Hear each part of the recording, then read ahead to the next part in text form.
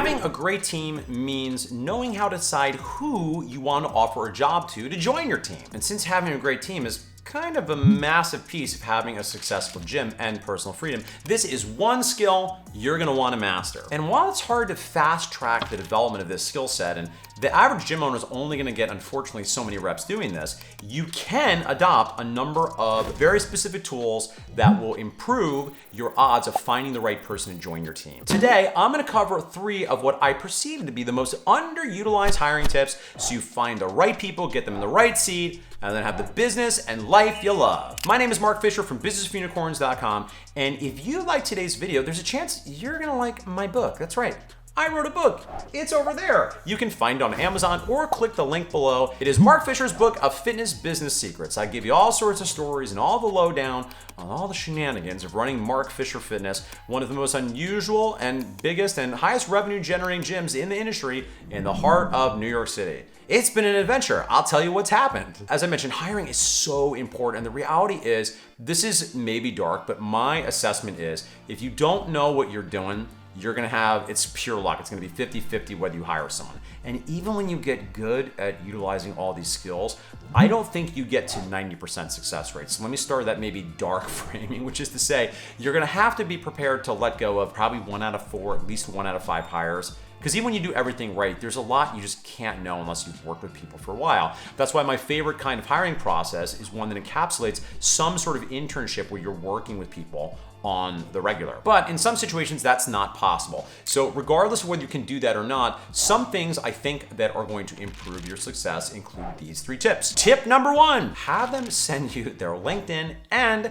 their Instagram and Facebook profiles. Now, in some situations, they might have a private page, which is okay. It means you can't stalk them as well. But at least if you make it explicit, you're going to be asking for them. If they see you follow them, maybe they will allow the request, and then you can scroll through. And I won't even bore you with what is obvious, but you can find any number of red flags looking at someone's social media account to make you think, okay, maybe not this person. Now, I do think it's worth checking out LinkedIn as well, because there's something to be said for how they're presenting themselves professionally. Of course, LinkedIn, by definition, they're going to be doing, I think, a more intentional job of considering how am I putting myself out there as a professional. And that has pros and cons, because if it's a very well organized, nice looking profile, you can tell, okay, they're doing a good job of thinking about this. But the downside, of course, is you're not really getting the personal things that might lean more clearly to like a red flag. Okay, you're posting that photo?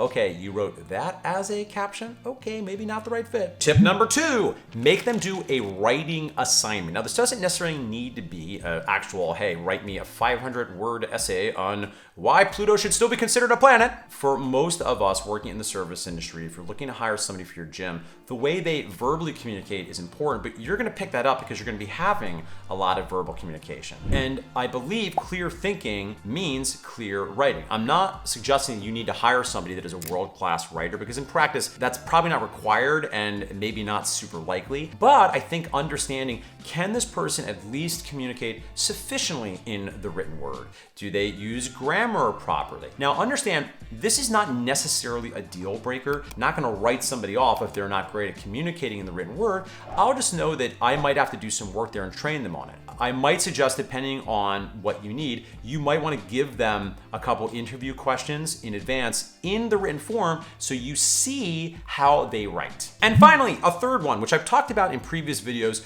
is personality tests. Now, if you haven't checked out my video on personality tests, now would be a great time to do it. There are a number of different assessments that you could use, but there's somebody said, for instance, if you're looking to hire someone and they're going to require some sales comfort, to understand, okay, based on either a Strength Finders assessment or a Colby or a DISC, do they match, or perhaps even more importantly, tend to like the ways of working that are going to be necessary to thrive at that role in your organization? Now, I'll admit that's kind of a general concept, and exactly how you use that is up to you.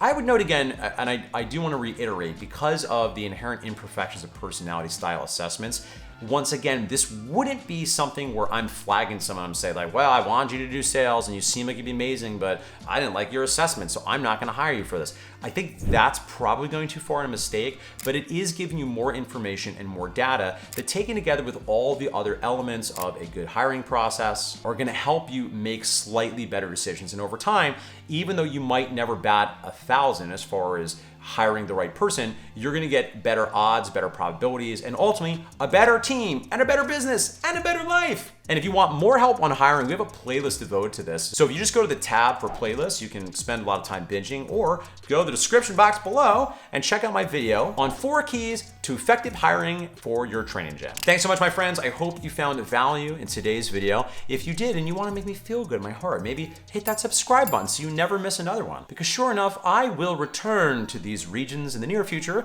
to share with you yet more actionable tips, psychological frameworks, and philosophy.